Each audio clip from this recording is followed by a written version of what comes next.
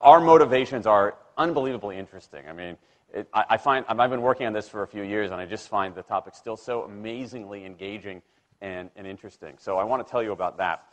The science is really surprising. The science is a little bit freaky, okay? We are not as endlessly manipulable and as predictable as you would think. There's a whole set of unbelievably interesting studies. I want to give you two that call into question this idea that if you reward something, you get more of the behavior you want. If you punish something, you get less of it. So let's go from London to the mean streets of Cambridge, Massachusetts, in the northeastern part of the United States. And let's talk about a study done at MIT, Massachusetts Institute of Technology. Here's what they did. They took a whole group of students, and they gave them a set of challenges. Things like memorizing strings of digits, solving word puzzles, other kinds of spatial puzzles, even physical tasks like throwing a ball through a hoop. Okay, they gave them these challenges, and they said to incentivize their performance, they gave them 3 levels of rewards. Okay? So if you did pretty well, you got a small monetary reward. If you did medium well, you got a medium monetary reward. And if you did really well, if you were one of the top performers, you got a large cash prize. Okay? We've seen this movie before. This is essentially a typical motivation scheme within organizations, right? We reward the very top performers, we ignore the low performers, and the other folks kind of in the middle. Okay, you get a little bit. So what happens? They do the test, they have these incentives. Here's what they found out. 1, as long as the task involved only mechanical skill, bonuses worked as they would be expected. The higher the pay, the better their performance. Okay, that makes sense. But here's what happens.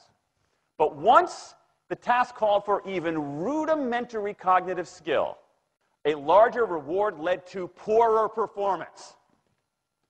Now, this is strange, right? A larger reward led to poorer performance? How can that possibly be? Now, what's interesting about this is that these folks here who did this are all economists, 2 at MIT, 1 at the University of Chicago, 1 at Carnegie Mellon, okay, the top tier of the economics profession. And they're reaching this conclusion that seems contrary to what a lot of us learned in economics, which is that the higher the reward, the better their performance. And they're saying that once you get above rudimentary cognitive skill, it's the other way around. Which seems like this kind of, the idea that these rewards don't work that way seems vaguely left-wing and socialist, doesn't it? It's kind of this kind of weird socialist conspiracy. For those of you who have those conspiracy theories, I want to point out the notoriously left-wing socialist group that financed the research, the Federal Reserve Bank. So this is the mainstream of the mainstream coming to a conclusion that's quite surprising. Seems to defy the laws of behavioral physics. So this is strange. It's strange finding. So what do? They say, this is freaky. Let's go test it somewhere else. Maybe that $50 or $60 prize isn't sufficiently motivating for an MIT student, right? So let's go to a place where $50 is actually more significant relatively, right? So let's take the experiment. We're going to go to Madurai, India, rural India, where $50, $60, whatever the number was, is actually a significant sum of money. So they replicated the experiment in India roughly as follows. Small rewards, the equivalent of 2 weeks' salary. Small performance, low performance, 2 weeks' salary. Medium performance, about a month's salary. High performance, about 2 months' salary. Okay, so those are real good incentives. Okay, so you're going to get a different result here. Well, what happened, though, was that the people offered the medium reward did no better than the people offered the small reward. But this time around, the people offered the top reward. They did worst of all. Higher incentives led to worse performance. What's interesting about this is that it actually isn't all that anomalous. This has been replicated over and over and over again by psychologists, by some extent by sociologists, and by economists, over and over and over again. For simple, straightforward tasks, those kinds of incentives, if you do this, then you get that, they're great. For tasks that are algorithmic, set of rules where you have to just follow along and get a right answer, if-then rewards, carrots and sticks, outstanding. But when the task gets more complicated, when it requires some conceptual, creative thinking, those kinds of motivators demonstrably don't work. In fact, money is a motivator at work, but in a slightly strange way. If you don't pay people enough, they won't be motivated.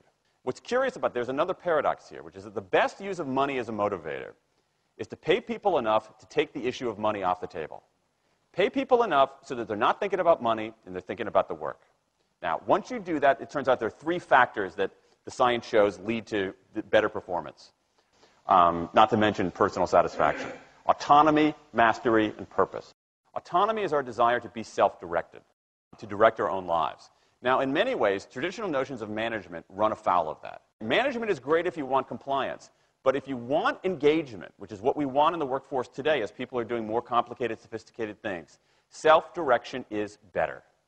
Let me give you some examples of this, of almost radical forms of self-direction in the workplace that lead to good results. Let's start with this company right here, Atlassian, an Australian company. It's a software company, and they do something really cool. Once a quarter, on a Thursday afternoon, they say to their developers, for the next 24 hours, you can work on anything you want. You can work on it the way you want. You can work on it with whomever you want. All we ask is that you show the results to the company at the end of those 24 hours in this fun kind of meeting, not a star chamber session, but this fun meeting with beer and cake and fun and other things like that. It turns out that that one day of pure, undiluted autonomy has led to a whole array of fixes for existing software, a whole array of ideas for new products that otherwise had never emerged. One day. Now, this is not an if-then incentive. This is not the sort of thing that I would have done 3 years ago before I knew this research. I would have said, you want people to be creative and innovative? Give them a frickin' innovation bonus. If you do something cool, I'll give you $2,500. They're not doing this at all. They're essentially saying, you probably want to do something interesting. Let me just get out of your way. One day of autonomy produces things that had never emerged. Okay, let's talk about mastery. Mastery is our urge to get better at stuff. We like to get better at stuff. This is why people play musical instruments on the weekend. You got all these people who are acting in ways that seem irrational economically. They play musical instruments on weekends. Why? It's not going to get them a mate. It's not going to make them any money. Why are they doing it? Because it's fun, because you get better at it, and that's satisfying. Go back in time a little bit. I imagine this if I went to my first economics professor, a woman named Mary Alice Schulman, and I went to her in 1983 and said, Professor Schulman, can I talk to you after class for a moment? Yeah. I got this inkling. I got this idea for a business model. I just want to run it past you. Here's how it would work. You get a bunch of people around the world who are doing highly skilled work, but they're willing to do it for free and volunteer their time, 20, sometimes 30 hours a week. Okay, she's looking at you somewhat skeptically there. Oh, but I'm not done. And then what they create, they give it away rather than sell it. It's going to be huge. I mean, she truly would have thought I was insane. Okay? It seemed to fly in the face of so many things. But what do you have? You have Linux powering 1 out of 4 corporate servers in Fortune 500 companies, Apache powering more than the majority of web servers, Wikipedia. What's going on? Why are people doing this? Why are these people, many of whom are technically sophisticated, highly skilled people who have jobs? Okay? They have jobs. They're working at jobs for pay, doing sophisticated technological work. And yet, during their limited discretionary time, they do equally, if not more, technically sophisticated work, not for their employer, but for someone else for free. That's a strange economic behavior. Economists who look into it, why are they doing this? It's overwhelmingly clear. Challenge and mastery, along with making a contribution. That's it.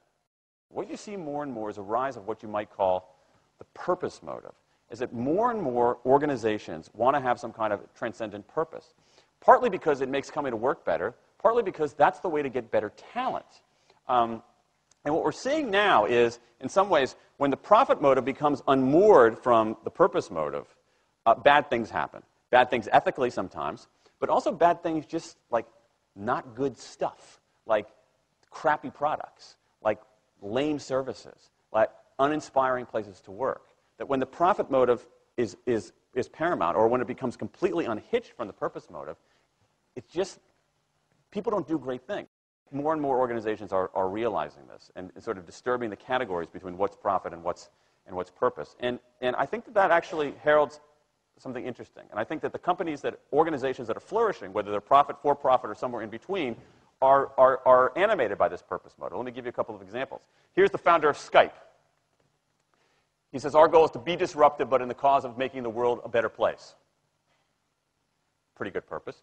Here's Steve Jobs. I want to put a ding in the universe. All right? That's the kind of thing that might get you up in the morning and racing to go to work.